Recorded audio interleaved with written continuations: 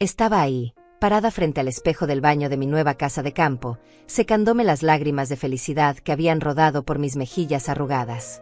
A los 69 años, después de 45 años de matrimonio y 2 años llorando la muerte de mi esposo, finalmente había hecho algo solo para mí.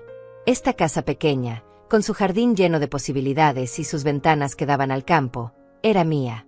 Completamente mía. Había gastado mis ahorros de toda la vida, $25,000 que guardé centavo a centavo, negándome pequeños placeres durante décadas, pero valía la pena. Por primera vez en mi vida, tenía un lugar que nadie podría quitarme, un refugio donde podría plantar mis flores, leer mis libros y simplemente existir en paz. Toqué la pared recién pintada de color crema, inhalé el aroma a madera nueva y sentí algo que no había experimentado en años: libertad pura. Esta mañana había desayunado en mi pequeña cocina mientras escuchaba el canto de los pájaros, había regado las macetas que había comprado en el pueblo y había planeado dónde pondría mi mecedora favorita. Todo era perfecto. Todo era mío. El teléfono sonó cuando estaba acomodando mis pocas pertenencias en el armario del dormitorio principal. Vi el nombre de mi hija Rafaela en la pantalla y sonreí, pensando que tal vez quería felicitarme por mi nueva casa, aunque sabía que ella había estado en contra de esta compra desde el principio. «Mamá, es un desperdicio de dinero», me había dicho una y otra vez. «Deberías quedarte en tu departamento, cerca de nosotros». Cerca de nosotros, no conmigo. Cerca, para estar disponible cuando me necesitaran. «Hola, mijita», contesté con esa alegría maternal que nunca se apaga, sin importar cuántas veces te hayan decepcionado. «Mamá, prepárate. En 1 hora estaré ahí con 20 personas de la familia de Ignacio», me dijo sin siquiera saludar, con esa voz autoritaria que había desarrollado desde que se casó. «Haz comida para todos y prepara nuestros cuartos. Nos quedaremos solo 2 semanas». El mundo se detuvo. Literalmente sentí como si el piso se moviera bajo mis pies. Mi corazón comenzó a latir tan fuerte que pensé que se me saldría del pecho. ¿Cómo que 20 personas, Rafaela? Yo acabo de llegar, no tengo nada preparado, ni siquiera tengo comida para... Mamá, no seas dramática. Es tu familia ahora, tienes que recibirlos bien.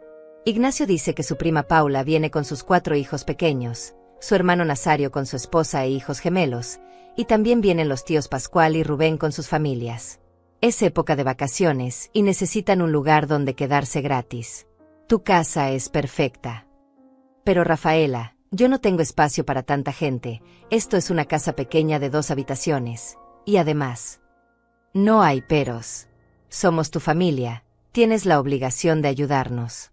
Además, ¿para qué compraste esa casa tan grande si no es para que la usemos? No seas egoísta, mamá.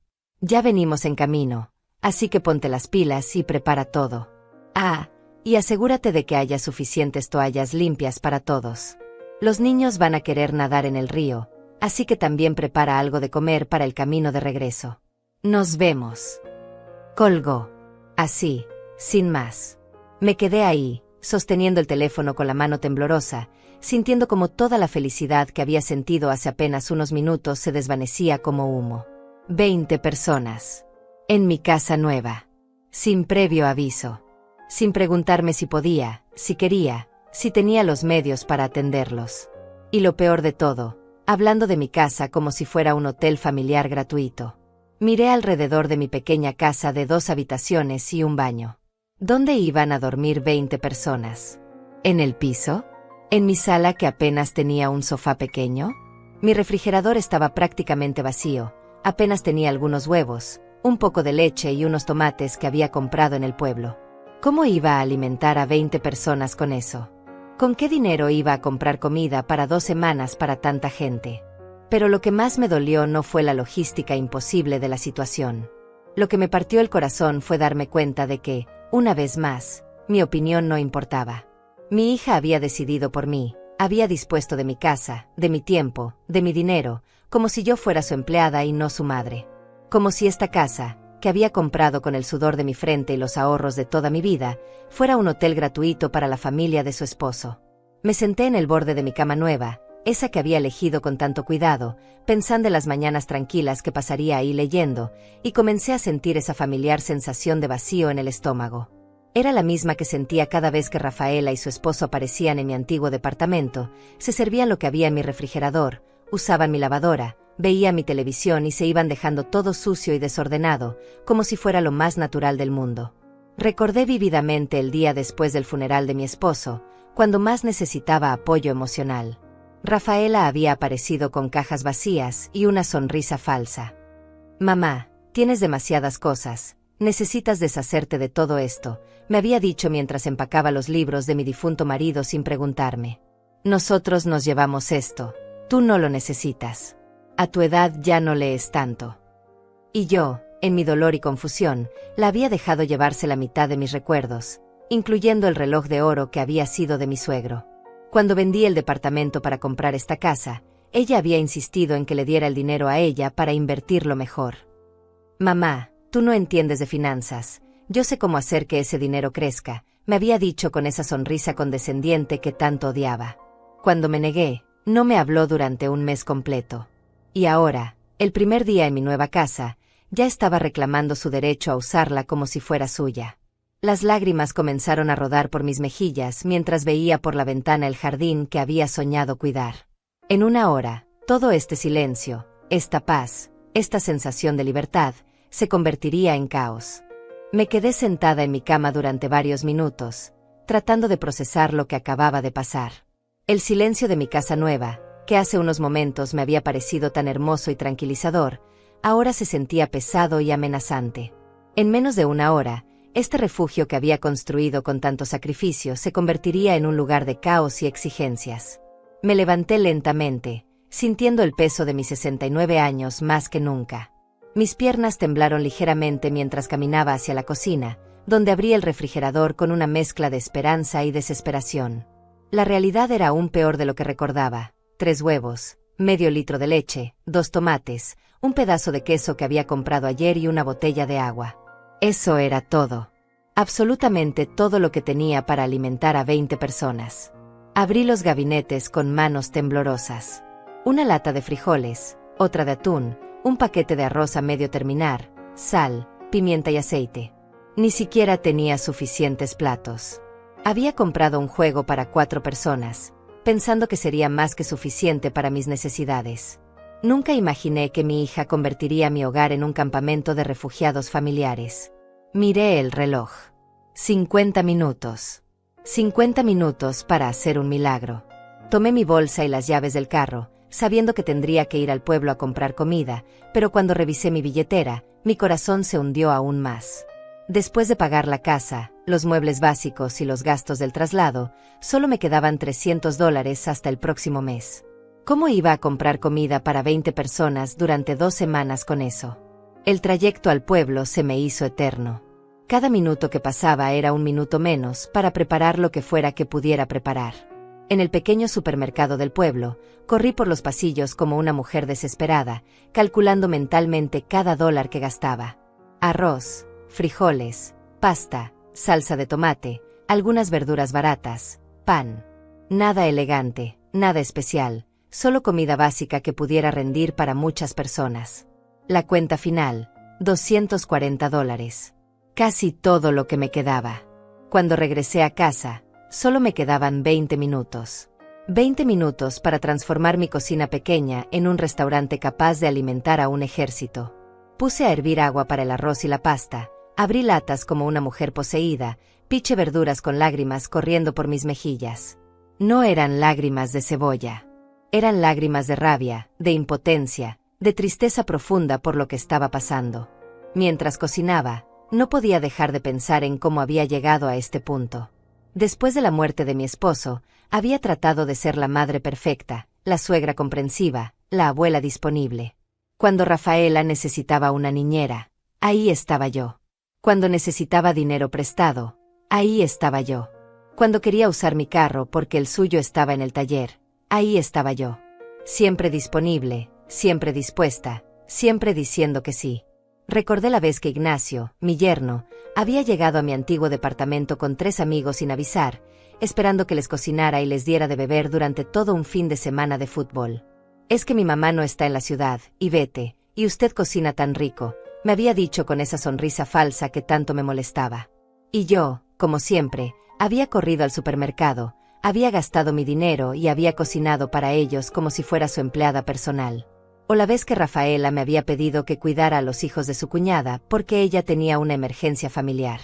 3 niños pequeños durante una semana entera, sin pagarme ni un centavo, sin siquiera preguntarme si podía hacerlo. Cuando le mencioné que había tenido que cancelar mis citas médicas por cuidarlos, me había dicho: «Ay, mamá, no seas dramática. Además, es bueno que tengas algo que hacer, para que no te sientas tan sola». Sola. Esa palabra me resonaba en la cabeza mientras revolvía la salsa de tomate. Me sentía más sola rodeada de mi familia que cuando estaba realmente sola.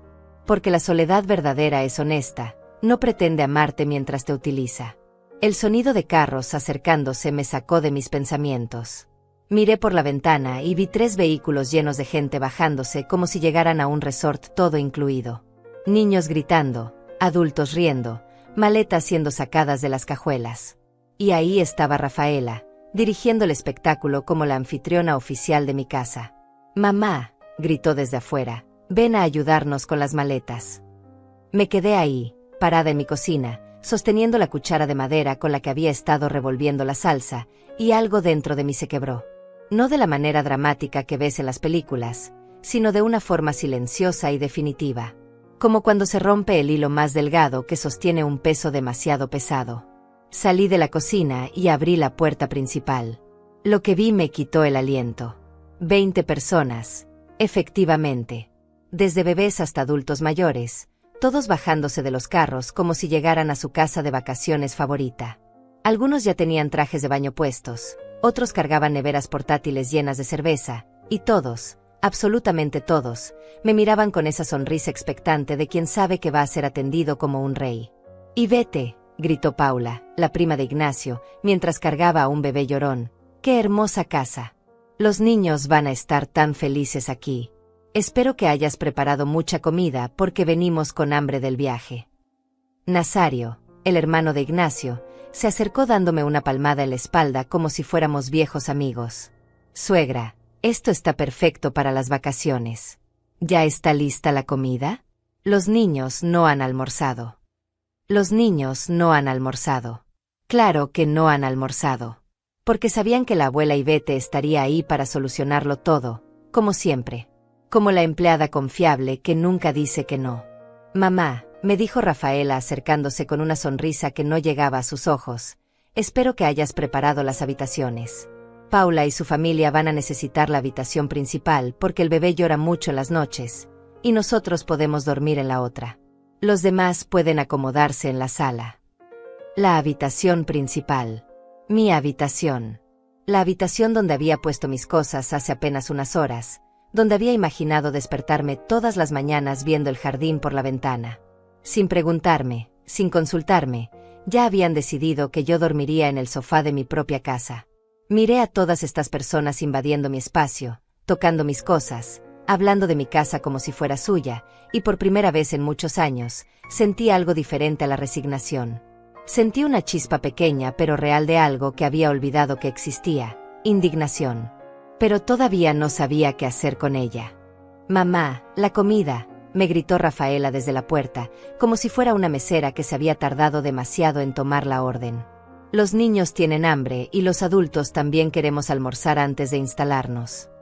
Regresé a la cocina como un zombi, sintiendo los ojos de 20 personas clavados en mi espalda.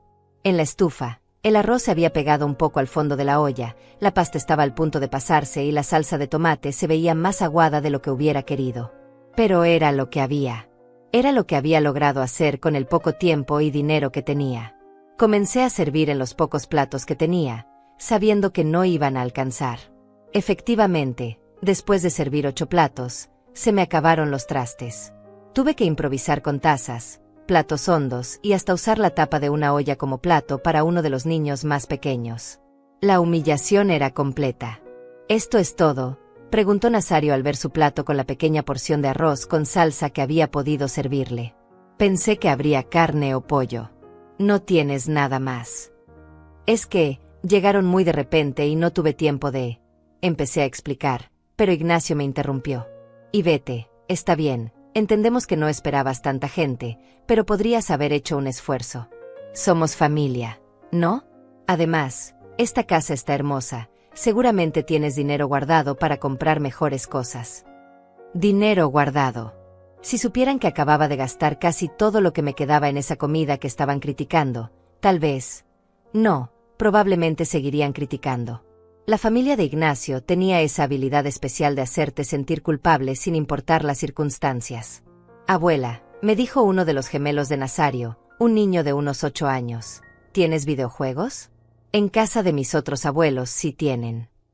No, mi amor, aquí no hay videojuegos, le respondí con la voz más dulce que pude, tratando de no descargar mi frustración en un niño inocente. ¿Y televisión por cable? ¿Y wifi? Siguió preguntando.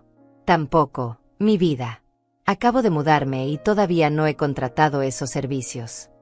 El niño me miró como si le hubiera dicho que vivía en una cueva. Entonces, ¿qué vamos a hacer por 2 semanas? Esto es aburrido. Paula, mientras cambiaba el pañal de su bebé en mi mesa del comedor, se sumó a la conversación. Y vete, necesitamos que vayas al pueblo a comprar pañales, leche de fórmula y comida para bebé. Se me olvidó traer suficiente para 2 semanas. También necesitamos protector solar, repelente de mosquitos y algunas cosas más. Me extendió una lista escrita a mano en una servilleta. Aquí está todo anotado. Puedes ir esta tarde. Tomé la lista con manos temblorosas. Pañales, fórmula, protector solar, repelente, toallas sanitarias, medicina para el dolor de cabeza, aspirinas, antiácido, champú para niños, jabón antibacterial, detergente para lavar ropa. La lista parecía interminable. Calculé mentalmente. Al menos $200 más. Los últimos $200 que me quedaban. Paula, le dije tratando de mantener la calma, yo no tengo mucho dinero disponible ahora mismo. Acabo de comprar la casa y... Ay, y vete, me interrumpió riendo. No seas dramática. Son cositas básicas. No te va a quebrar. Además, es para tu familia. Estoy segura de que tienes algo guardado para emergencias. Emergencias. Ellos eran mi emergencia, pero no del tipo que había planeado. Pascual, uno de los tíos de Ignacio, se acercó con una cerveza en la mano. Una cerveza que había sacado de su propia nevera, por suerte, porque yo ni siquiera tenía bebidas. Y vete. ¿Dónde podemos poner nuestras cosas? Necesitamos espacio en el refrigerador para nuestras cervezas y comida. Abrí mi pequeño refrigerador, que ya estaba lleno con las pocas cosas que había comprado esa mañana. Bueno, pueden mover mis cosas y... Perfecto, dijo mientras comenzaba a sacar mis cosas del refrigerador para meter las suyas. ¿Y dónde está el cuarto donde vamos a dormir Rubén y yo? Es que, solo tengo 2 habitaciones, y Rafaela dijo que... Ah, no te preocupes. Podemos dormir en la sala. Solo asegúrate de tener suficientes cobijas y almohadas. Hace frío en las noches aquí en el campo. Cobijas y almohadas. Para 20 personas. Tenía exactamente 3 cobijas y 4 almohadas en toda la casa. Mi casa que se estaba convirtiendo en un hotel de caridad. Mientras tanto, los niños habían descubierto mi jardín y estaban correteando entre las macetas que había comprado con tanto cariño esa mañana.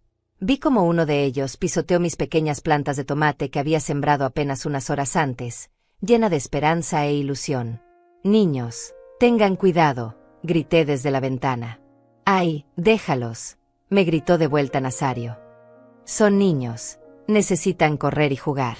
Para eso vinimos al campo, para que pudieran estar libres. Libres. En mi jardín. Destruyendo mis plantas. Con mi dinero pagando mis comidas.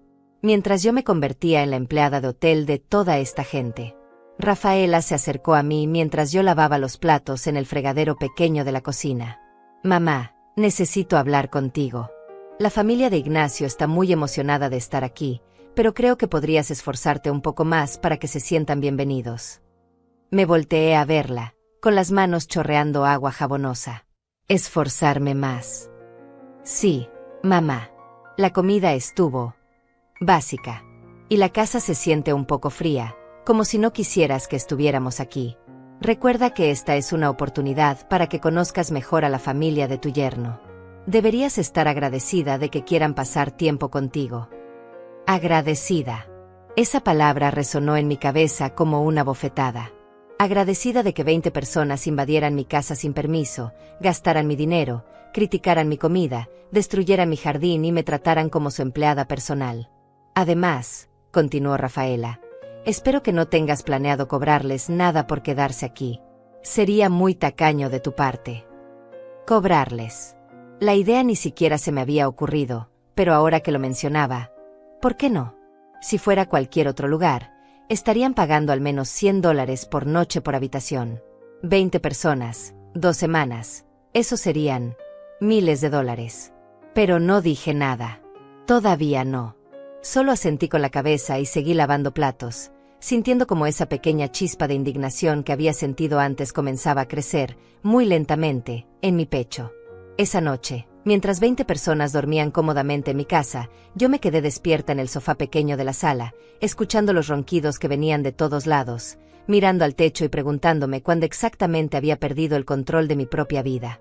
La respuesta vino a mí en la oscuridad, lo había perdido poco a poco, cada vez que dije sí cuando quería decir no. Cada vez que puse las necesidades de otros antes que las mías. Cada vez que dejé que me trataran como si mi tiempo, mi dinero y mi espacio no tuvieran valor. Pero por primera vez en mucho tiempo, también me di cuenta de algo más. Todavía estaba a tiempo de recuperar ese control. Desperté a las 5 de la mañana con un dolor terrible en la espalda por haber dormido en el sofá. El silencio de la madrugada duró exactamente 30 segundos antes de que comenzara el caos. El bebé de Paula empezó a llorar, despertando a todos los demás niños, que inmediatamente comenzaron a correr por la casa gritando y jugando como si fuera un parque de diversiones. Me levanté del sofá, sintiendo cada uno de mis 69 años en las articulaciones, y me dirigí a la cocina para hacer café. Necesitaba cafeína para sobrevivir lo que se avecinaba. Pero cuando llegué, me encontré con Nazario ya ahí, revisando mi refrigerador como si fuera el suyo. «Buenos días, Ivete», me dijo sin levantar la vista. «¿Dónde está el café? Y necesitamos leche para los cereales de los niños». «No tengo cereales», le respondí, tratando de mantener un tono neutral. «¿Cómo que no tienes cereales? ¿Qué van a desayunar entonces los niños?» Era una pregunta honesta, y yo no tenía una respuesta honesta. No tenía cereales, no tenía suficiente leche, no tenía suficiente de nada para alimentar a 20 personas durante 2 semanas. Mi pequeña despensa estaba diseñada para una sola persona que comía de manera simple y económica. «Puedo hacer huevos revueltos», ofrecí, sabiendo que me quedaban exactamente 6 huevos después de los que había usado ayer. «¿6 huevos para 20 personas?», me preguntó Nazario riéndose. «Mejor vamos al pueblo a comprar comida de verdad. Pero que sea rápido porque los niños van a tener hambre pronto». «Vamos». Como si fuera una decisión conjunta. Como si el dinero fuera de ambos. Como si yo no acabara de gastar mis últimos ahorros ayer en una comida que habían criticado. Paula apareció en la cocina con el bebé en brazos y cara de pocos amigos. «Ivete, necesito que hiervas agua para el biberón, y también necesito que laves esta ropa porque el bebé se hizo encima en la noche». Me extendió una bolsa llena de ropa sucia que olía terrible. «¿No trajiste suficiente ropa para el bebé?», le pregunté. «Sí, pero no pensé que se iba a ensuciar tanto. Además, aquí tienes lavadora, ¿no? Es más fácil lavar aquí que cargar tanta ropa». Más fácil para ella. Más trabajo para mí. Más gasto de agua, luz y detergente para mí. Los niños comenzaron a llegar a la cocina como una manada de lobos hambrientos. 5 niños entre los 4 y los 12 años, todos preguntando qué había para desayunar, todos esperando que la abuela mágica produjera comida de la nada. «Abuela, tengo hambre», me dijo la niña más pequeña, con una cara tan inocente que me partió el corazón. No era culpa de ella estar en esta situación. «Ya sé, mi amor. Vamos a ver qué podemos hacer», le respondí, abriendo gabinetes vacíos y tratando de hacer milagros. Rubén apareció bostezando y rascándose la barriga. «Ivete, ¿tienes café? Y no de ese instantáneo. Espero. Algo decente». Café decente. Acababa de levantarme de mi propio sofá después de ser expulsada de mi propia cama, y me estaba pidiendo café gourmet. Solo tengo café instantáneo, le dije. ¿En serio? Bueno, supongo que tendremos que ir al pueblo a comprar café de verdad también. Y ya que vamos, podemos comprar todo lo que necesitamos para estos días. Podemos. Otra vez esa palabra. Como si fuéramos socios en este desastre. Rafaela bajó de mi habitación, donde había dormido cómodamente en mi cama, con cara de haber descansado perfectamente. Buenos días, mamá. ¿Ya está listo el desayuno? Ignacio tiene hambre y no le gusta esperar. Rafaela, no tengo comida suficiente para... Mamá, ya habíamos hablado de esto ayer. Necesitas organizarte mejor. Somos 20 personas, no puedes improvisar. ¿Por qué no haces una lista de compras bien hecha y vas al pueblo? Nosotros podemos quedarnos aquí cuidando la casa. Cuidando mi casa. Mientras yo gastaba mi dinero comprando comida para ellos. Ignacio apareció detrás de Rafaela, con esa sonrisa falsa que también conocía. Suegra, buenos días. Escuché que va a ir al pueblo. ¿Puede traer cigarrillos? Y cerveza, que la que trajimos no va a durar 2 semanas. También necesitamos carbón para hacer asado mañana. Cigarrillos, cerveza, carbón. La lista de gastos seguía creciendo y mi billetera seguía encogiendo. Ignacio, yo no fumo y no bebo, no sé qué marcas. No se preocupe, cualquier marca está bien. Lo importante es que tengamos suficiente para pasarla bien. Pasarla bien. Con mi dinero. En mi casa. Mientras yo trabajaba como su empleada personal. Pascual se unió al grupo en la cocina. Y vete. Anoche hablé con Rubén y pensamos que sería buena idea hacer una parrillada grande para toda la familia. Podemos invitar a más parientes que viven cerca. ¿Qué te parece si organizamos algo para el fin de semana? ¿Más parientes? Pregunté sintiendo como mi presión arterial subía. Sí, somos una familia grande y unida. Será divertido. Solo necesitamos que compres carne para unas 30 personas más o menos. Nada del otro mundo. 30 personas. Carne para 30 personas. Calculé mentalmente. Al menos $500 más. Dinero que definitivamente no tenía. No creo que pueda costear. Ay, y vete, me interrumpió Paula. No seas tacaña. Es una reunión familiar. Además, con lo que te ahorras en no pagar hotel para todos nosotros, seguramente puedes permitirte una parrillada. No pagar hotel. Como si estar en mi casa fuera gratis. Como si mi tiempo, mi espacio, mi tranquilidad no valieran nada. Los niños, mientras tanto, habían encontrado mis pocas cajas de galletas saladas y las estaban comiendo directamente del paquete, regando migajas por toda mi cocina recién limpia. Niños, no coman eso, grité. Esas galletas son para... ¿Para qué, mamá?, me preguntó Rafaela con tono molesto. Son solo galletas. Los niños tienen hambre y tú no has preparado nada para el desayuno. Al menos déjalos comer algo. Algo. Mis galletas. Mi comida. Mi última reserva de comida en la casa. Mamá, continuó Rafaela, creo que estás siendo un poco egoísta. Esta es una oportunidad hermosa para convivir en familia y tú solo te estás quejando por pequeñeces como galletas y dinero. No te da gusto vernos felices. Felices. Ellos estaban felices gastando mi dinero, durmiendo en mi casa, comiendo mi comida y tratándome como su empleada. Por supuesto que estaban felices. Me quedé ahí parada en mi cocina, rodeada de 20 personas que me miraban como si fuera la villana de la historia por no tener suficiente comida para alimentarlos gratis durante 2 semanas, y algo dentro de mí finalmente hizo clic. No fue una explosión dramática. Fue más bien como cuando se acomoda una pieza de rompecabezas que había estado fuera de lugar durante años. De repente, pude ver la imagen completa con una claridad que me sorprendió. Estas personas no me querían. Me necesitaban. Había una diferencia enorme entre esas dos cosas, y yo había pasado años confundiéndolas. Está bien, les dije con una calma que me sorprendió a mí misma. Voy a ir al pueblo a comprar lo que necesiten. Todos sonrieron, satisfechos de haber ganado otra batalla contra la abuela servicial. Pero mientras tomaba mi bolsa y las llaves del carro, no estaba pensando en comida o en listas de compras. Estaba pensando en algo completamente diferente.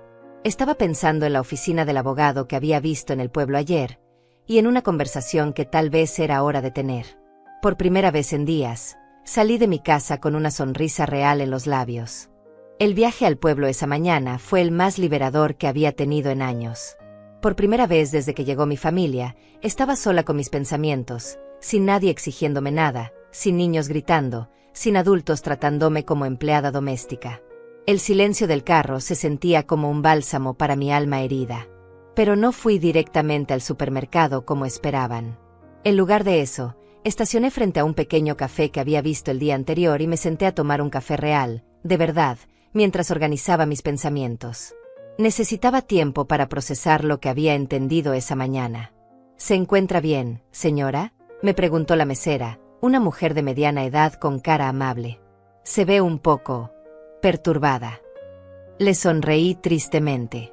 Digamos que estoy viviendo una situación familiar complicada. Ah, dijo asintiendo con complicidad. Familia. A veces son los que más nos lastiman, ¿verdad? Sus palabras me golpearon como un rayo. Era exactamente eso. Mi propia familia era la que más me lastimaba, y yo había estado tan acostumbrada al dolor que había comenzado a pensar que era normal. Después del café, caminé por el pequeño pueblo hasta encontrar lo que buscaba, Jeremías Vázquez, abogado. El letrero era simple pero profesional. Respiré profundo y entré. Buenos días. Me saludó un hombre de unos 50 años con cara bondadosa. ¿En qué puedo ayudarla? Necesito asesoría legal sobre situaciones familiares, le dije, sintiéndome un poco ridícula pero decidida a continuar. Jeremías me invitó a sentarme y me ofreció agua. Durante la siguiente hora, le conté todo. Desde la llamada de Rafaela hasta la invasión de mi casa, desde los gastos que me estaban obligando a hacer hasta la falta total de respeto por mi propiedad y mi dinero. El hombre me escuchó sin interrumpir, tomando notas ocasionalmente.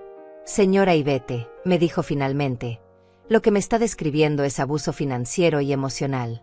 El hecho de que sean familia no les da derecho a usar su propiedad sin permiso o a obligarla a gastar su dinero en ellos. Pero, son mi familia, murmuré, repitiendo la excusa que había usado durante años. La familia verdadera respeta, no explota, me respondió con firmeza. ¿Alguna vez había pensado en establecer límites legales? Límites legales. La idea me parecía tan extraña como liberadora. ¿Qué tipo de límites?, pregunté. Bueno, por ejemplo, su casa es su propiedad privada. Usted tiene derecho absoluto a decidir quién puede estar ahí y bajo qué condiciones. Si alguien se niega a irse cuando usted se lo pide, técnicamente están cometiendo allanamiento de morada. Allanamiento de morada. Mi propia familia. También, continuó Jeremías, si son tantas personas usando su propiedad como lugar de hospedaje, legalmente usted podría cobrarles por los servicios que está proporcionando. Comida, hospedaje, servicios básicos. En cualquier hotel pagarían cientos de dólares por lo que usted les está dando gratis. ¿Podría realmente cobrarles?, pregunté, sintiendo una mezcla de esperanza y terror. Por supuesto. Es su casa, son sus recursos. Si ellos decidieron venir sin invitación y sin contribuir económicamente, usted tiene todo el derecho de establecer términos comerciales para su estadía. Salí de la oficina de Jeremías con un folder lleno de documentos y una nueva perspectiva sobre mi situación. Había redactado una carta formal estableciendo términos de hospedaje comercial para mi propiedad, con tarifas por habitación, por comida y por servicios. También tenía información sobre mis derechos como propietaria y los pasos legales que podía tomar si alguien se negaba a respetar mis decisiones. Mi siguiente parada fue el banco. Quería saber exactamente cuánto dinero me quedaba y cuánto había gastado en los últimos 2 días. Las cifras eran alarmantes. En menos de 48 horas, había gastado $520 de mis escasos ahorros. A ese ritmo, estaría completamente en bancarrota en una semana. El gerente del banco, un hombre joven llamado Ricardo, revisó mi cuenta con expresión preocupada. Señora Gálvez, estos gastos son muy altos para sus ingresos habituales. ¿Está todo bien?, me preguntó. Le expliqué brevemente la situación, y él asintió con comprensión. Mire, no es asunto mío, pero he visto casos similares. Adultos mayores que se dejan explotar financieramente por familiares. ¿Ha considerado poner límites a sus gastos? Estoy empezando a considerarlo, le respondí. Si necesita ayuda para controlar sus gastos o establecer un presupuesto que la proteja de excesos involuntarios, podemos ayudarla. También podemos configurar su cuenta para que requiera autorización especial para gastos mayores a cierta cantidad. Era otra herramienta que no sabía que existía. Otra forma de protegerme de mi propia generosidad mal dirigida. Finalmente, fui al supermercado. Pero esta vez, compré solo lo básico: arroz, frijoles, pasta, salsa de tomate, algunos vegetales baratos. Nada de lujos, nada de carne para parrilladas, nada de cervezas o cigarrillos. Gasté exactamente $50. Cuando regresé a casa 3 horas después, me recibió un coro de quejas. «Mamá, te tardaste siglos», me gritó Rafaela. «Los niños están hambrientos y nosotros también». «¿Dónde está la carne para el asado?», preguntó Pascual. «Y la cerveza», añadió Ignacio. «Los cigarrillos», insistió Rubén. Los miré a todos, parados en mi sala, en mi casa, esperando que yo resolviera todos sus problemas con mi dinero, y por primera vez en años, no sentí culpa. Sentí claridad. Traje comida básica, les dije con calma. Arroz, frijoles, pasta. Suficiente para que nadie se muera de hambre. «¿Pero qué hay de todo lo que te pedimos?», insistió Paula. «No lo compré», respondí simplemente. El silencio que siguió fue ensordecedor. 20 personas me miraron como si hubiera perdido la razón. «¿Cómo que no lo compraste?», preguntó Nazario con voz incrédula. «No tengo dinero para comprar carne para 30 personas, ni cerveza, ni cigarrillos, ni todas las cosas que me pidieron. Solo tengo dinero para comida básica». «Pero mamá», intervino Rafaela con esa voz condescendiente que tanto odiaba, «sabemos que tienes dinero guardado. No seas tacaña». Saqué los papeles que había obtenido en el banco y se los mostré. «Estos son mis estados de cuenta. En 2 días he gastado $520 de mis ahorros. Me quedan menos de $300 hasta el próximo mes. No hay dinero guardado, no hay reservas secretas. Esto es todo lo que tengo». Los papeles pasaron de mano en mano como evidencia en un juicio. Las caras de incredulidad se fueron transformando en caras de molestia. «Bueno, entonces tendremos que buscar alternativas», dijo Ignacio finalmente. «Podemos contribuir todos para los gastos». «Excelente idea», le respondí, sacando el otro folder de mi bolsa. «De hecho, fui a ver a un abogado esta mañana y preparé un documento que establece las tarifas comerciales para hospedaje en mi propiedad». El silencio regresó, pero esta vez era diferente. Era el silencio de personas que acababan de darse cuenta de que su víctima había dejado de ser víctima. «Son $100 por habitación por noche, $50 por persona por día por comidas, y $20 por día por servicios básicos como agua, luz y lavandería», continué leyendo el documento. «Hasta ahora, en 2 días, el total sería de $2,800. Podría haber escuchado caer un alfiler. «¿Nos estás cobrando por quedarnos en tu casa?», preguntó Rafaela con voz chillona. «No», le respondí con la mayor calma que pude.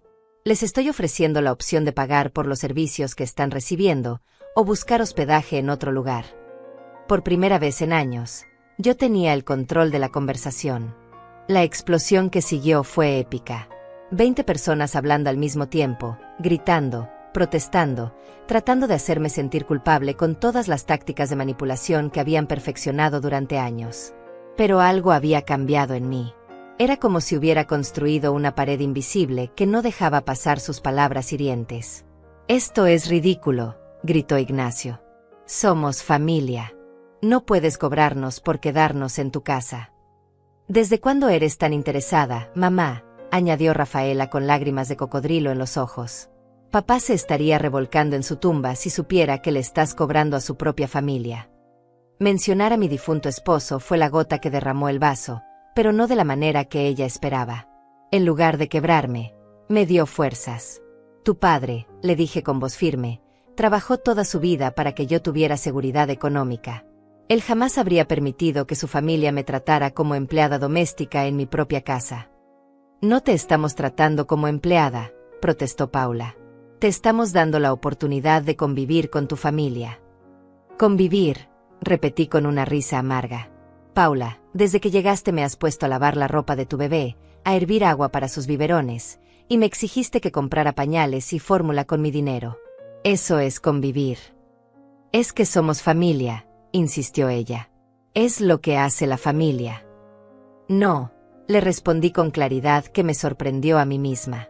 Lo que hace la familia es respetarse mutuamente, contribuir equitativamente y no abusar de la generosidad del otro. Lo que ustedes están haciendo es explotación. Nazario se acercó con cara amenazante. Ivete, creo que te estás volviendo loca. Tal vez necesitas ayuda médica. Esta no eres tú. Tienes razón, le respondí sin inmutarme. Esta no era yo antes. La Ivete de antes se dejaba pisotear, se gastaba sus ahorros en gente que la trataba mal, y confundía ser utilizada con ser querida. Pero esa Ivete ya no existe. Mamá, esto es vergonzoso, gritó Rafaela. ¿Qué va a pensar la gente cuando sepan que le cobraste hospedaje a tu propia familia? La misma gente que pensaría mal de ustedes por llegar sin invitación a casa de una mujer de 69 años y esperar que los mantenga gratis durante 2 semanas, le respondí. Pascual trató un enfoque diferente. Ivete, seamos razonables. Entendemos que tienes gastos, pero estas tarifas son exageradas. Podemos darte algo simbólico, $50 por toda la estadía. $50, repetí lentamente. Para 20 personas durante 2 semanas. Esos son menos de 18 centavos por persona por día. ¿Sabes cuánto pagaron ustedes de gasolina para llegar aquí? Probablemente más de $50 cada carro. Pero eso es diferente, protestó Rubén. ¿Diferente por qué? ¿Porque su dinero vale más que el mío? Porque sus gastos son importantes, pero los míos no. La sala se llenó de murmullos y caras largas. Podía ver cómo se miraban entre ellos, tratando de decidir qué estrategia usar ahora. Fue entonces cuando apareció mi salvación en forma de una mujer de unos 60 años con una canasta de verduras en las manos. Era Matilde, mi vecina, que había venido a darme la bienvenida al vecindario. Buenos días, dijo desde la puerta abierta. Soy Matilde, vivo en la casa de al lado. Vine a conocer a mi nueva vecina y... Ay, disculpe, veo que tiene visitas. Pase, por favor, le dije, agradecida por la interrupción. Son familiares que vinieron de visita. Matilde entró y inmediatamente captó la tensión en el ambiente. Era una de esas mujeres mayores que han visto tanto en la vida que pueden leer una situación en segundos. ¡Qué familia tan grande!, comentó con una sonrisa, pero sus ojos inteligentes ya estaban analizando la escena. Debe ser caro mantener a tanta gente. Espero que estén contribuyendo con los gastos. El silencio incómodo que siguió fue elocuente. ¿No están contribuyendo?, preguntó Matilde con sorpresa genuina. ¡Ay, qué pena! En mis tiempos, cuando uno visitaba a alguien, siempre llevaba algo o ayudaba con los gastos. Especialmente si eran tantas personas. Es que somos familia, murmuró Rafaela. Ah, con más razón, respondió Matilde con energía. La familia es la que más debe cuidar a los suyos. ¿Saben qué? Mi hija vive en la ciudad y cada vez que viene con sus nietos, siempre trae el mercado completo. Dice que no es justo que yo gaste mi pensión en alimentar a toda su familia. Podía ver cómo las palabras de Matilde estaban teniendo efecto. Era una cosa que yo les dijera que estaban abusando de mí, pero era otra muy diferente que una extraña lo confirmara. ¿Y ustedes de dónde vienen?, siguió preguntando Matilde con curiosidad inocente. De la ciudad, respondió Ignacio secamente. Ah, el viaje debe haber sido caro. Gasolina, comida en el camino. Y luego llegar y encontrar todo pagado. ¡Qué suerte! Aunque supongo que entre todos se organizaron para ayudar a Ivete con los gastos de tanta gente. Cada palabra de Matilde era como una aguja pinchando la conciencia de mi familia. O al menos, pinchando su orgullo de verse expuestos ante una extraña. Matilde, le dije, ¿le gustaría tomar un café? Me encantaría conocerla mejor. Por supuesto. Pero no se preocupe por atenderme. Veo que ya tiene las manos llenas con tanta gente. Mientras preparaba café para Matilde en la cocina, ella me siguió. Querida, me susurró. No sé si es mi lugar decirlo, pero esa gente no tiene cara de estar aquí por cariño. Tienen cara de estar aquí por conveniencia. Sus palabras fueron como un bálsamo. Alguien más veía lo que yo había estado viendo, pero que había estado negando durante años. «Es muy obvio», le pregunté. «Hijita, llevo 60 años en este mundo. He visto de todo. Esa gente llegó esperando ser atendida como reyes, y usted tiene cara de quien no ha dormido bien y está gastando dinero que no tiene». Me quebré un poco. «Es que son mi familia. La familia verdadera no abusa, hija. La familia verdadera cuida a sus mayores, no los explota». Matilde me puso una mano cariñosa en el hombro. «¿Quiere que le cuente algo? Mi hermana tuvo el mismo problema con sus hijos. Vivían de ella, la tenían como empleada, le gastaban su pensión. ¿Sabe qué hizo?» «¿Qué?», pregunté con esperanza. «Les puso límites. Les dijo: ustedes me visitan cuando yo los invite, por el tiempo que yo decida, y contribuyen con los gastos. Si no les parece, busquen hotel». Al principio hubo drama, gritos, chantajes emocionales. Pero después se dieron cuenta de que hablaba en serio. Y funcionó. Por supuesto. Ahora la visitan de vez en cuando, siempre traen algo, siempre ayudan, y la tratan con respeto. Porque aprendieron que el cariño de mamá no es gratis cuando lo confunden con explotación. Cuando regresamos a la sala con el café, la familia había estado murmurando entre ellos. Podía ver que habían llegado a algún tipo de consenso. Ignacio se aclaró la garganta.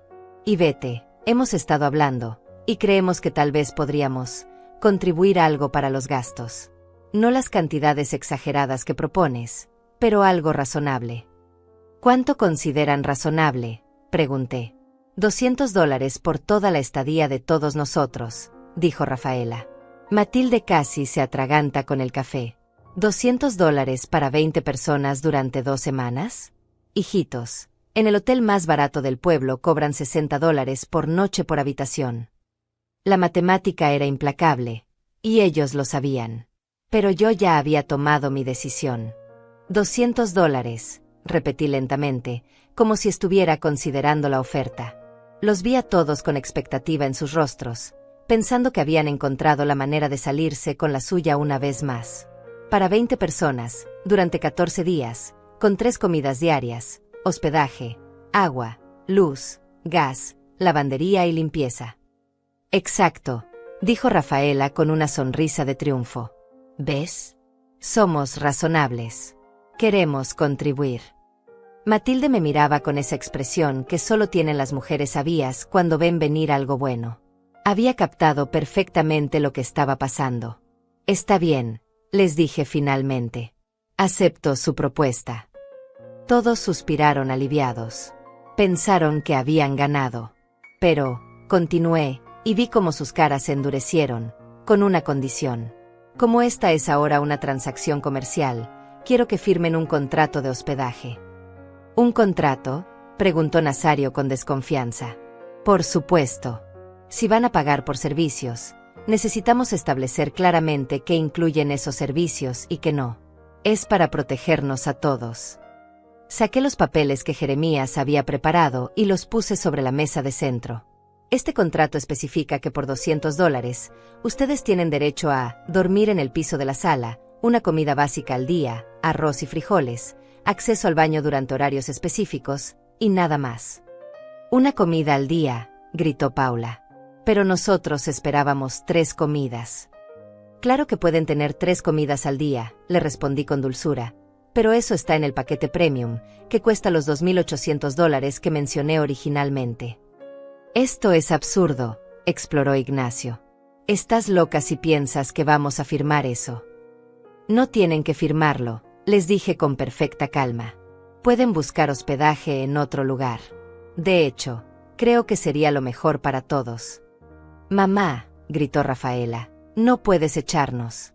Somos tu familia». «No los estoy echando», respondí. «Les estoy dando opciones.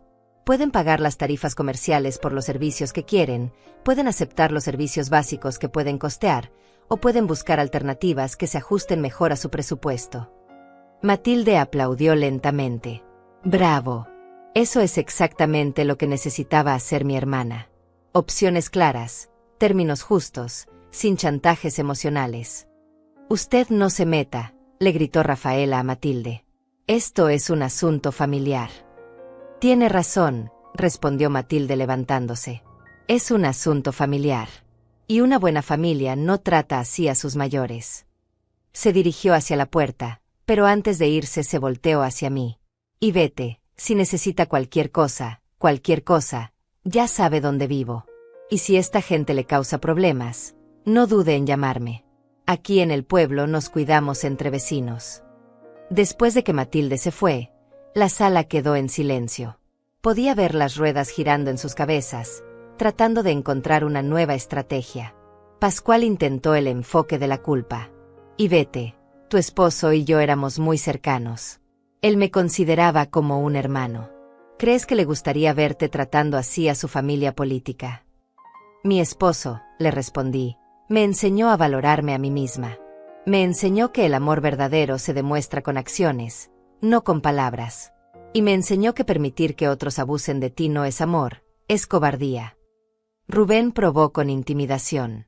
Y vete, creo que no te das cuenta de la situación en la que te estás metiendo. Somos muchos y tú estás sola. No es inteligente hacer enemigos de la familia. Sus palabras me habrían aterrorizado antes. Pero ahora solo confirmaron lo que ya sabía.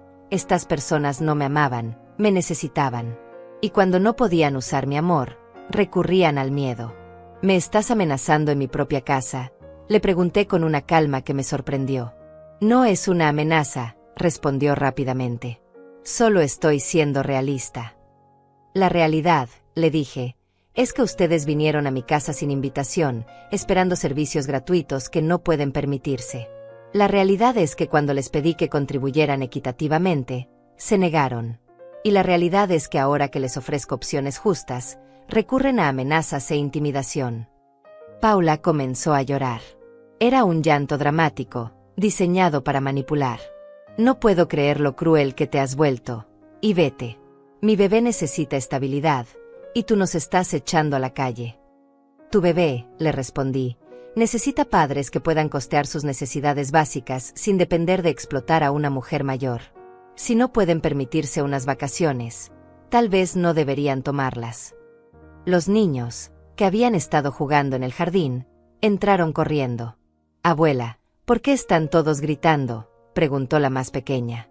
Mi corazón se partió un poco. Los niños eran inocentes en todo esto. Pero sus padres los estaban usando como escudos emocionales. Los adultos estamos teniendo una conversación seria, le respondí con dulzura. ¿Por qué no van a jugar afuera un ratito más? Es que tenemos hambre, dijo uno de los gemelos. Ya está lista la comida. Miré a todos los adultos en la sala. Ninguno se movió para ocuparse de sus propios hijos hambrientos. Esperaban que yo lo hiciera, como siempre. Padres, les dije, sus hijos tienen hambre. En la cocina hay arroz y frijoles que pueden preparar para ellos. ¿No vas a cocinar tú?, preguntó Nazario con incredulidad. Yo cociné ayer y anteayer. Hoy pueden cocinar ustedes. Pero nosotros no sabemos cocinar, protestó Paula. Entonces tal vez sea hora de aprender, respondí.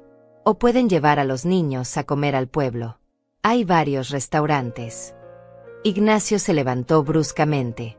Esto es el colmo. Rafaela, empaca nuestras cosas. Nos vamos ahora mismo.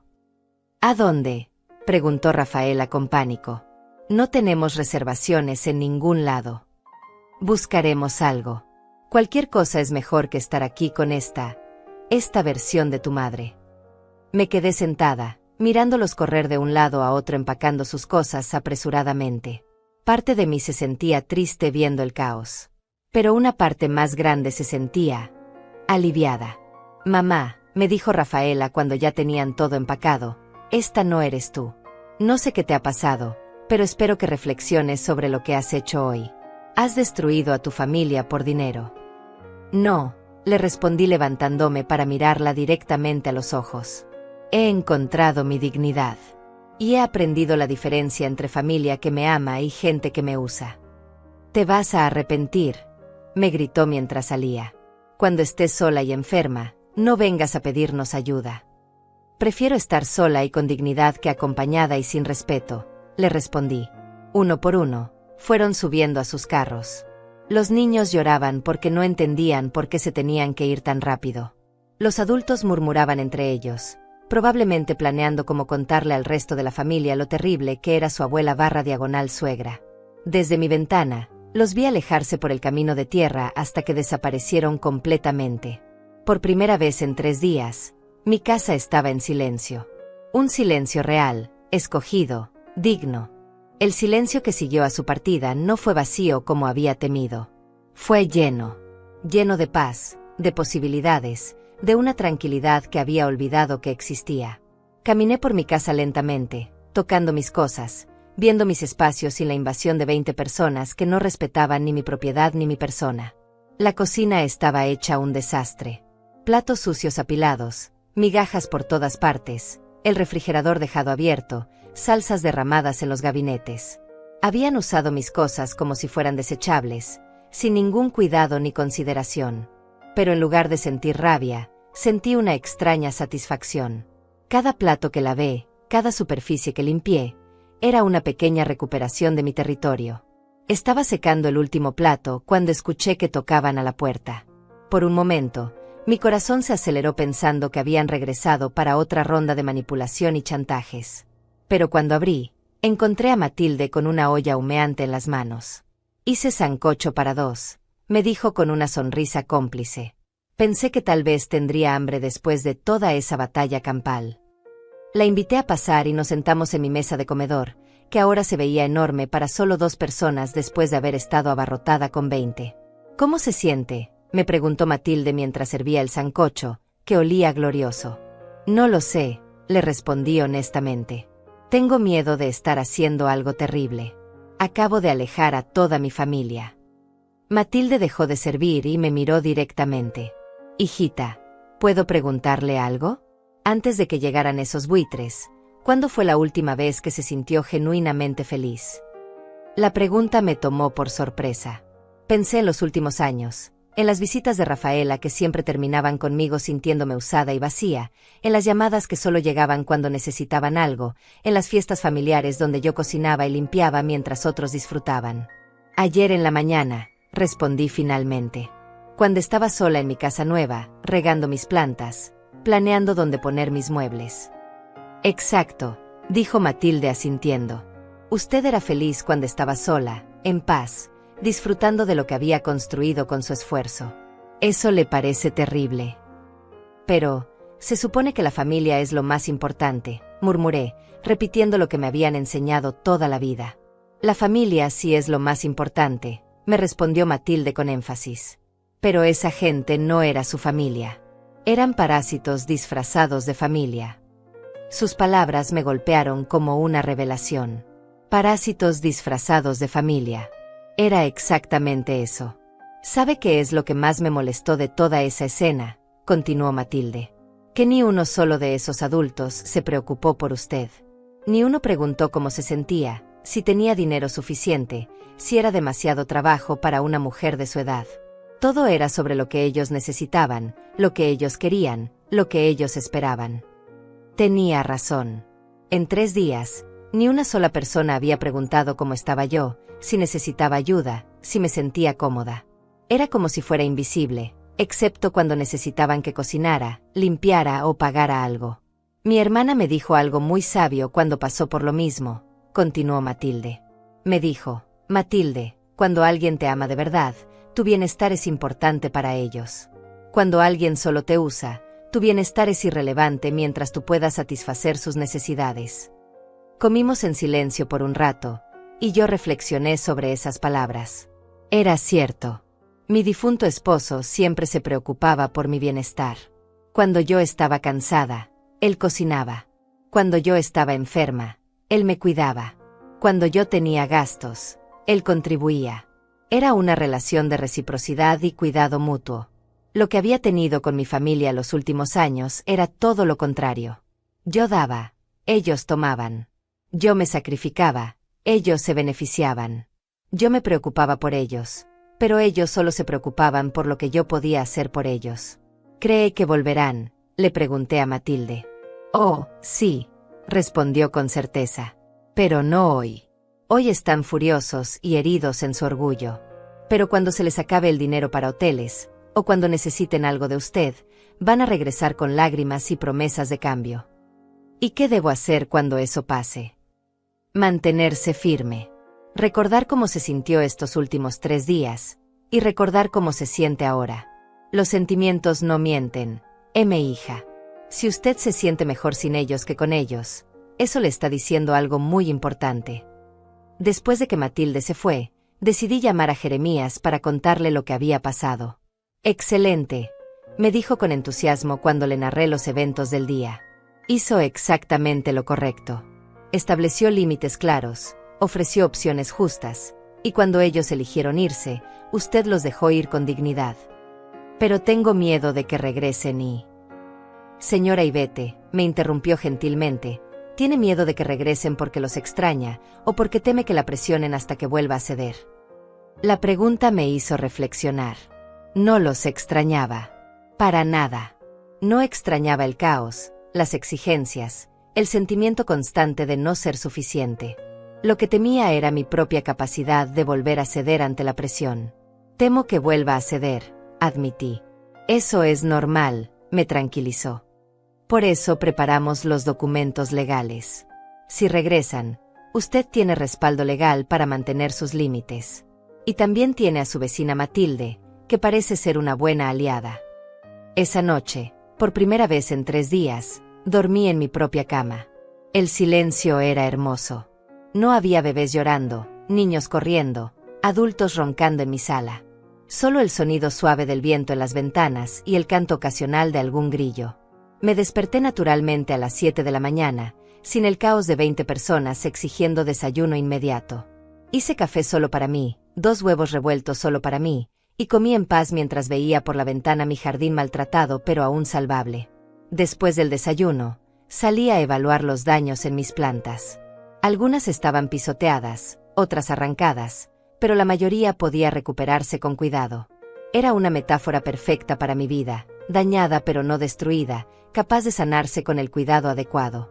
Estaba replantando mis tomates cuando escuché un carro acercándose.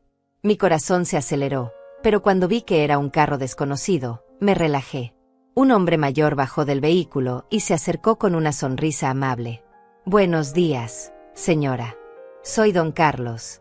Vivo al final del camino. Matilde me contó que es nueva en el vecindario. Buenos días, don Carlos. Soy Ivette Gálvez. Mucho gusto, doña Ivette. Vengo a ofrecerle mis servicios. Tengo un pequeño negocio de jardinería y mantenimiento. Veo que tiene algunas plantas maltratadas ahí. Hablamos durante 1 hora sobre jardinería, sobre el pueblo, sobre la vida tranquila del campo. Era la primera conversación genuinamente agradable que había tenido en días. Don Carlos no quería nada de mí excepto tal vez algún trabajo honesto por el cual me cobraría una tarifa justa. ¿Sabe qué, doña Ivette?, me dijo antes de irse. Matilde me contó un poco sobre su situación familiar. Quiero que sepa que aquí en el pueblo tenemos un dicho, mejor solo que mal acompañado. Y usted no está sola. Tiene vecinos que la respetan y la aprecian. Después de que se fue, me quedé en mi jardín pensando en sus palabras. Tenía razón. No estaba sola. Tenía vecinos que me respetaban, que valoraban mi bienestar, que no veían mi casa como un hotel gratuito o mi dinero como su fondo de emergencia. Por primera vez en años, tenía comunidad real. No familia que me usaba, sino personas que me respetaban. Y eso, me di cuenta, valía mucho más que todo el amor falso del mundo. 2 semanas pasaron como un sueño. 2 semanas de despertarme cuando mi cuerpo quería despertar, de comer lo que me apetecía, de sentarme en mi jardín sin que nadie me exigiera nada. Don Carlos vino 3 veces a ayudarme con las plantas y cada vez me negué a pagarle menos de lo justo. Don Carlos, le decía, su trabajo vale lo que vale, y yo respeto eso. Él sonreía y me decía que ojalá más gente pensara como yo. Matilde se había convertido en mi amiga. Venía a tomar café por las tardes y me contaba historias del pueblo, me enseñaba sobre las plantas locales, me hacía reír con anécdotas de sus propias batallas familiares. Era lo que siempre había pensado que debería ser una relación: reciprocidad, respeto, cariño genuino sin condiciones. Una tarde, mientras regaba mis tomates que ya estaban creciendo hermosos otra vez, escuché el sonido familiar de carros acercándose. Mi estómago se contrajo, pero esta vez estaba preparada. No era la misma mujer que había recibido esa llamada hace 2 semanas. Efectivamente, eran ellos. Los 3 carros estacionaron en mi entrada y vi a Rafaela bajarse del primero con una cara que intentaba ser contrita pero que no lograba ocultar la desesperación. Los demás bajaron más lentamente, claramente renuentes a estar ahí. Me quedé en mi jardín, regadera en mano, esperando a que vinieran hacia mí. No iba a correr a recibirlos como antes. «Hola, mamá», me dijo Rafaela acercándose con pasos vacilantes. Podemos hablar». «Por supuesto», le respondí sin dejar de regar. «¿De qué quieren hablar?» «Mamá, hemos estado pensando mucho estos días, y, bueno, tal vez fuimos un poco inconsiderados la vez pasada». «Un poco inconsiderados». Como llamar a una invasión una pequeña visita. «¿Inconsiderados en qué sentido?», pregunté, porque quería que lo dijera explícitamente. «Bueno, llegamos sin avisar con mucha anticipación, y tal vez esperábamos demasiado de ti sin contribuir lo suficiente». Era un avance, aunque mínimo. Al menos estaba reconociendo parte del problema. Ignacio se acercó con esa sonrisa falsa que también conocía. «Suegra, sabemos que estaba estresada la otra vez. Nosotros también estábamos estresados por el viaje y todo eso. ¿Qué dices si empezamos de nuevo?» «¿Empezar de nuevo cómo?», pregunté. «Bueno, podemos quedarnos solo una semana esta vez, y prometemos ayudar más con la limpieza y la cocina». «¿Y los gastos?», pregunté directamente. Se miraron entre ellos incómodamente. «Bueno, pensamos que podríamos contribuir algo. Tal vez $300 por toda la semana». $300 para 20 personas durante una semana. Seguían pensando que mis servicios no valían nada. «No», les dije simplemente. «¿No qué?», preguntó Rafaela. «No a todo. No pueden quedarse aquí». El silencio que siguió fue denso. Podía ver shock genuino en sus caras, como si realmente hubieran pensado que sus disculpas a medias y su oferta insultante me harían cambiar de opinión. «Pero mamá», insistió Rafaela, «te dijimos que lo sentimos. No es suficiente». «¿Sienten qué exactamente?», pregunté, porque quería escucharlo. Sentimos haber llegado sin avisar y haber esperado que tú cubrieras todos los gastos sin ayudar». Era más honestidad de la que esperaba, pero aún no era suficiente. «¿Y qué han hecho para demostrar que realmente sienten eso?», continué. «¿Qué quieres decir?», preguntó Ignacio. «Quiero decir que las disculpas sin cambio de comportamiento son solo palabras. ¿Qué han hecho diferente? ¿Han buscado trabajo para poder pagar sus propias vacaciones? ¿Han ahorrado dinero para sus gastos? ¿Han aprendido a planear y presupuestar sus viajes?». Las caras en blanco me dijeron todo lo que necesitaba saber. No habían hecho nada diferente. Solo habían esperado 2 semanas para que mi berrinche pasara. Paula se acercó con el bebé, claramente usando la carta de la manipulación emocional. «Y vete, mira a este angelito. ¿No extrañas a tu nieto? ¿No quieres que crezca conociendo a su abuela?». Miré al bebé, que efectivamente era hermoso e inocente en todo esto. Pero luego miré a Paula, que estaba usando a su propio hijo como herramienta de manipulación. «Por supuesto que quiero conocer a mis nietos», respondí. «Pero quiero conocerlos en un ambiente de respeto y amor genuino, no de explotación y abuso». «No te estamos abusando», protestó Nazario. «Somos familia». «Nazario», le dije con calma, «tú pagas renta donde vives». «Pues, sí». «¿Pagas por tu comida?» «Sí». «¿Pagas por los servicios básicos como agua y luz?» «Por supuesto». «Entonces explícame por qué crees que tienes derecho a vivir en mi casa, comer mi comida y usar mis servicios sin pagar nada». No tenía respuesta para eso, porque no había una respuesta lógica. Pascual intentó el enfoque de la culpa otra vez. «Y vete, tu esposo se sentiría muy triste de verte rechazando a su familia así». «Mi esposo», le respondí con firmeza, Me enseñó que el amor verdadero incluye respeto. Me enseñó a valorarme a mí misma. Y me enseñó que permitir que otros abusen de mí no es amor, es autodestrucción. Rafaela comenzó a llorar. Mamá, no entiendo qué te pasó. Antes siempre eras tan generosa, tan amorosa. Ahora eres fría y calculadora. Antes, le respondí, confundía ser usada con ser amada. Confundía agotar mis recursos con ser generosa. Confundía permitir abuso con ser amorosa. Ahora sé la diferencia. ¿Entonces qué?, gritó Ignacio con frustración. Ya no somos bienvenidos en tu casa nunca más. Son bienvenidos, les dije, cuando vengan con respeto, cuando contribuyan equitativamente, cuando me traten como un ser humano con derechos y necesidades, y no como una empleada gratuita. Pero esas condiciones son ridículas, protestó Rubén. ¿Qué tiene de ridículo pagar por lo que consumes?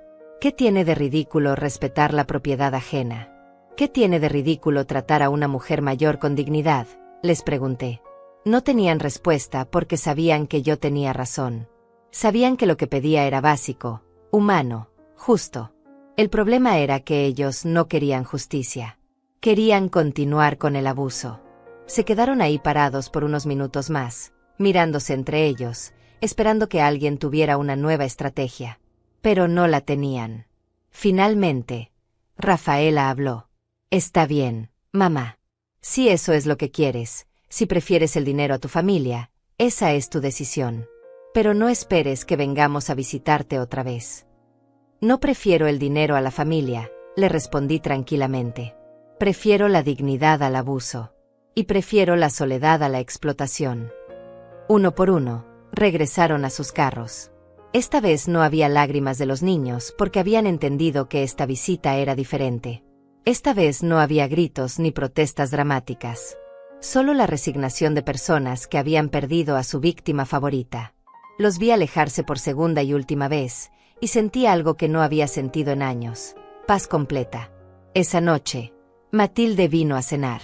Había hecho pollo guisado y yo había preparado arroz con gandules.